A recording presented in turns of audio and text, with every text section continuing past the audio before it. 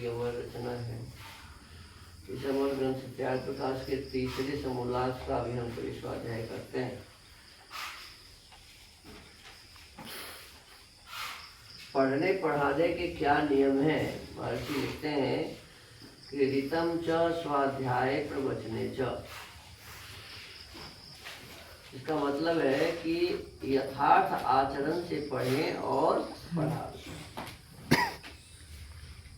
जिस बात को हम जानते हैं, जैसा जानते हैं, उसको उसी प्रकार से करना, ये है यथार्थ आचरण। जो पदार्थ जैसा है उस पदार्थ को वैसा ही समझ लिया, जान लिया, उसी प्रकार से जब हम व्यवहार में उसको लाते हैं तो ये क्या है जी? यथार्थ आचरण, सही सही आचरण। तो कहते हैं ऋतम च स्वाध्याय प्रवचने च, अर्थात यथार्थ आचरण से पढ़ें और पढ़ावें। फिर दूसरी बात कहते हैं सत्यम च स्वाध्याय प्रवचने च, सत्याचार से सत्य विद्याओं को पढ़े व पढ़ावें। मैंने स्वयं भी अपने जीवन में सत्य का आचरण करें और दूसरों को भी सत्य का आचरण कराने का उपदेश करें।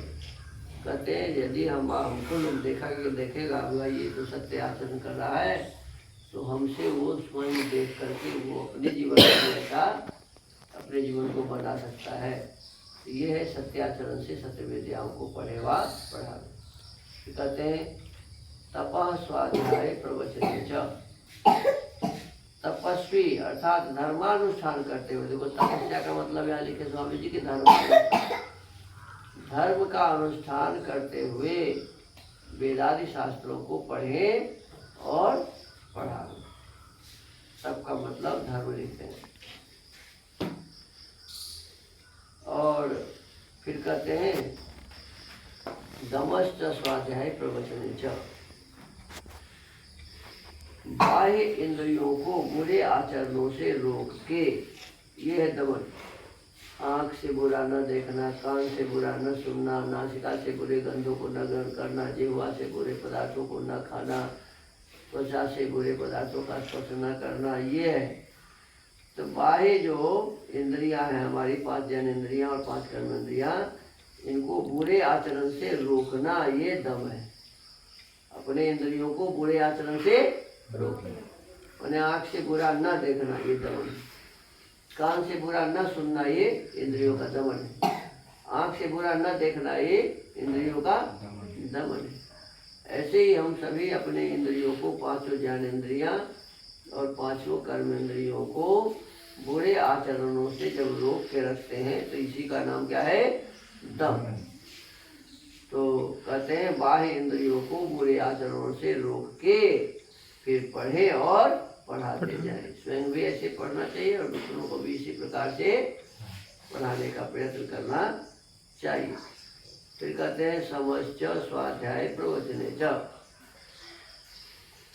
अर्थात मन की वृत्ति को सब प्रकार के दोषों से हटा के पढ़ते पढ़ाते जाए। देखो एक है दम और एक है सम।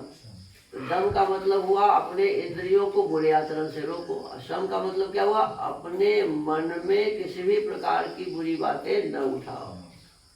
ये है मन का समन। तो सम का अर्थ यहाँ इसमें लिखा कि मन की वृत्ति को, मन में जो विचार उठते हैं सब प्रकार के दोषों से हटा के अपने मन में किसी प्रकार के बुरे विचार उत्पन्न न करके पढ़ते जाएं और पढ़ाते जाएं। फिर कहा अग्नयश्च स्वाध्याय प्रवचने च, तो मतलब है कि आवहनीय आदि अग्नि और विद्युत आदि को जान के पढ़ते पढ़ाते जाएं। माने बिजली का भी काम सीखना चाहिए जी। देखो यहाँ किसमें कहा कि अग्नि विद्या विद्युत आदि को जान के पढ़ते पढ़ाते जाएं। फिर कहते हैं अग्निहोत्रम च स्वाध्याय प्रवचने च, हमने अभी अग्निहोत्र किया, कहते अग्निहोत्र करते हुए पठन और पाठन करें करावे। फिर कहते हैं अतिथयश्च स्वाध्याय प्रवचने च, अतिथियों की सेवा करते हुए पढ़े और पढ़ावे। कहते मानुषम च स्वाध्याय प्रवचने च, मनुष्य संबंधी व्यवहारों को यथायोग्य करते हुए पढ़ते पढ़ाते रहे। मनुष्य का कर्तव्य क्या है, अन्य जीव जंतुओं का कर्तव्य क्या है, ये हमें जानना चाहिए। तो मनुष्य ही किसी का आदर कर सकता है, मनुष्य ही किसी का सम्मान कर सकता है, मनुष्य ही किसी को दान दे सकता है, मनुष्य ही विद्या का अभ्यास कर सकता है। तो ये मनुष्य का काम है। तो कहते हैं मानुषम च स्वाध्याय प्रवचने से, अर्थात मनुष्य संबंधी व्यवहारों को यथायोग्य करते हुए पढ़ते पढ़ाते रहे। तो प्रजा च स्वाध्याय प्रवचने से, अर्थात संतान और राज्य का पालन करते हुए पढ़ते पढ़ाते जाए। अपने संतान की भी रक्षा करनी चाहिए और राज्य की भी, देश की भी रक्षा करनी चाहिए। इस प्रकार से हम पढ़ते पढ़ाते हैं। प्रजनश्च स्वाध्याय प्रवचने से, बीज की रक्षा और वृद्धि करते हुए पढ़ते पढ़ाते जाए। प्रजातिश्च स्वाध्याय प्रवचने से, अर्थात अपने संतान और शिष्य का पालन करते हुए पढ़ते पढ़ाते जाए।